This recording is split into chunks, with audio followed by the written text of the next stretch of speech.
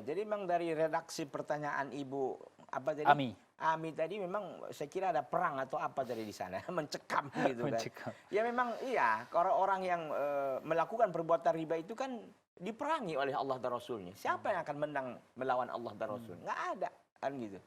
Nah, makanya kata para ulama, agar kita bisa keluar dari riba ini, yang pertama bisa dilakukan adalah taubat.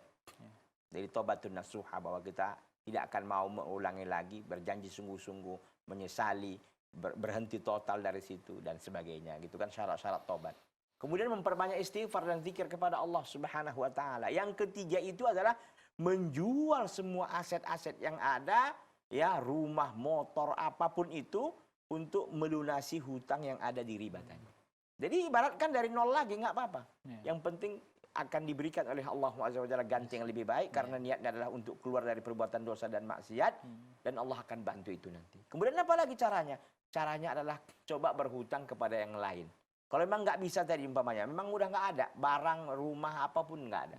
Berhutang kepada orang lain yang tidak riba, begitu untuk menutupi riba tadi. Karena memang ada hadis yang diriwayatkan oleh Al-Imam At-Tirmidzi Ibnu Majah bahwa Nabi sallallahu alaihi wasallam mengatakan nafsul mu'mini mu'allaqatun bidainihi hatta yuqda anhu, bahwa jiwa seorang mukmin itu mu'allaqah, tergantung bidainihi dengan utangnya sehingga dia membayarnya.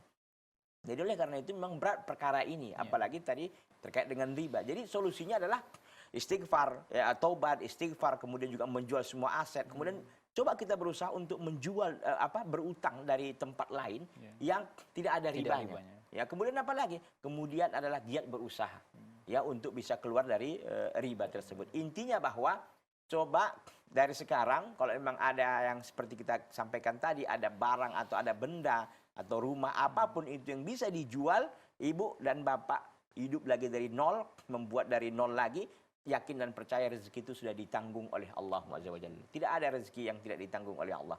Semuanya telah ditanggung oleh Allah. Jadi kalau ibu berusaha dengan baik, saya yakin dan percaya bisa keluar dari jebakan ataupun lilitan riba tadi. Wallahu ta'ala.